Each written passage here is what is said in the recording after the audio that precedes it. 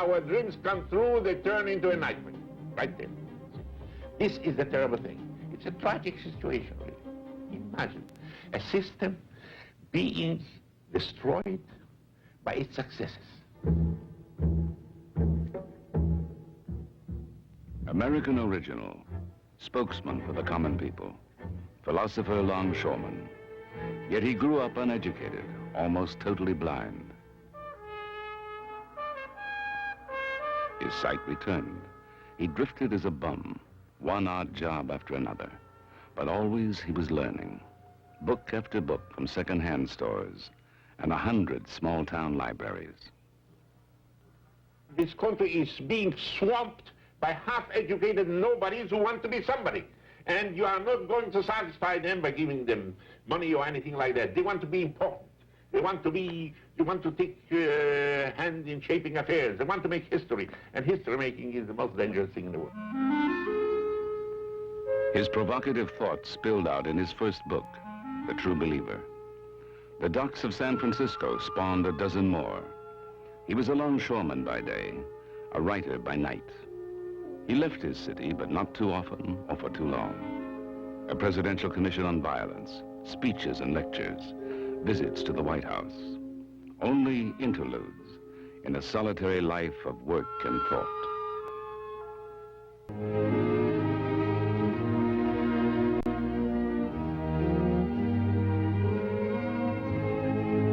The remarkable thing is that it is the crowded life that is most easily remembered. A life full of turns, achievements, disappointments, surprises, and crises is a life full of landmarks. The empty life has even its few details blurred and cannot be remembered with certainty. There's a sense of doom in our world right now. See, there's a widespread feeling that our system and even our civilization are nearing their end. And such an atmosphere is not favorable. It's not a favorable milieu for realizing the tremendous changes which we have undertaken. In this country at present, the people who clamor for change are, on the whole, usually hostile to authority. Whether the authority of the government, of the family, the school, and even the armed forces. It seems to them logical that a flow of change, of drastic, rapid change, will be least impeded in a permissive society. I say that freedom is impossible without authority. You are not going to have freedom unless you have strong authority, because the moment you have no authority and you have anarchy, then you are living in a tyranny. Anarchy is a 1,000-headed tyranny. It is my assumption that the main difficulty and challenge of our age is drastic change. From backwardness to modernity, from subjection to equality, from poverty to affluence, from work to leisure. These are all highly desirable changes, changes that mankind has hoped and prayed for through the millennia. Yet it is becoming evident that no matter how desirable, drastic change is the most difficult and dangerous experience mankind has undergone. Nobody thinks of appealing to the majority. Everybody appeals to the minorities there. See, we are the forgotten people. The really forgotten people is the majority. Violence is a matter of minorities, small minorities. You have violent minorities. The majority right now is as meek as ever and cowardly. They're afraid to get angry.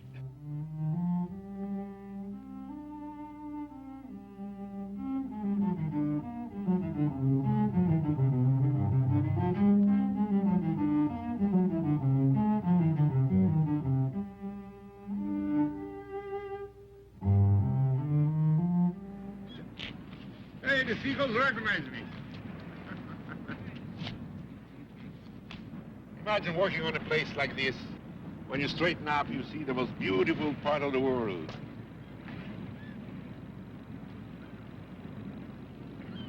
I go down the streets and I meet my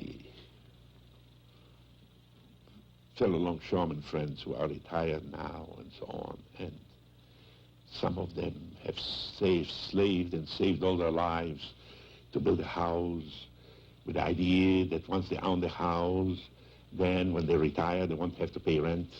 And what do they discover? That the taxes on the house right now in San Francisco are higher than what you used to pay for rent. See? So they cannot afford to live in the city. But still, I couldn't live in a socialist society. In other words, I want this capitalist system to continue, see? Because the system I need is a system that leaves me alone, see?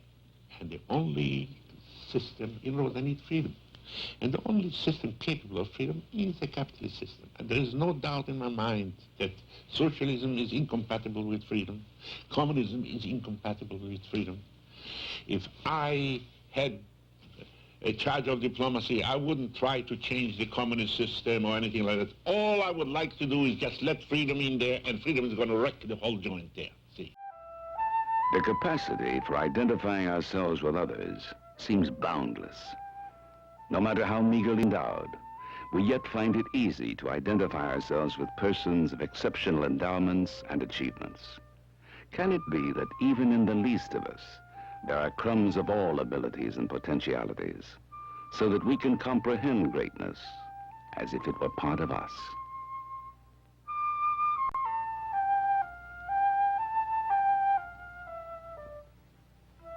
This is the great joke of our time, you know. Every time I talk to educated people about our troubles, they say that what this country needs is a great leader.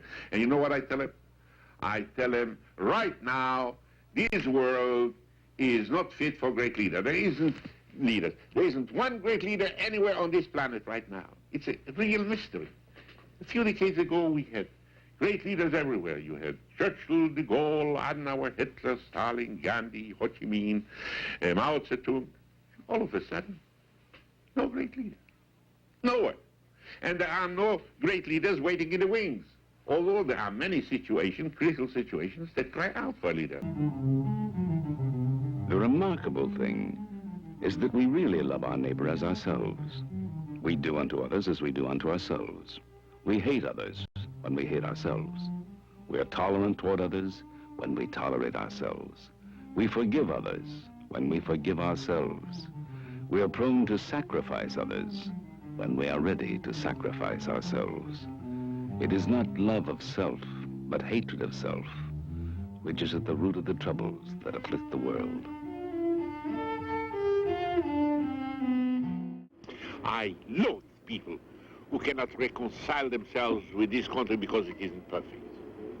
Who the hell are they to expect America to be perfect? America was built by the scum of the earth there, and we created a tremendous country here. How can you expect this thing to be perfect? You got to get down on your knees and praise the Lord that the scum accomplished so much.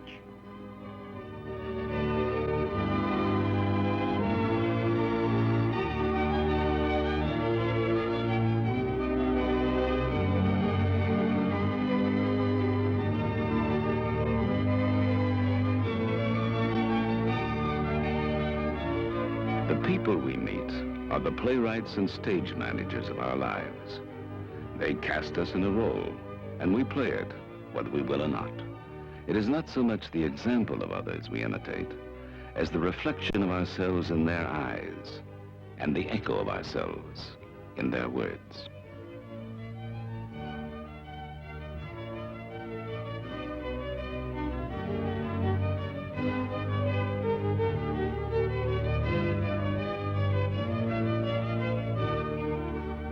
It wasn't a crowd that was a full life, because if you went to sleep on a full stomach, it was a miracle. Everything you got was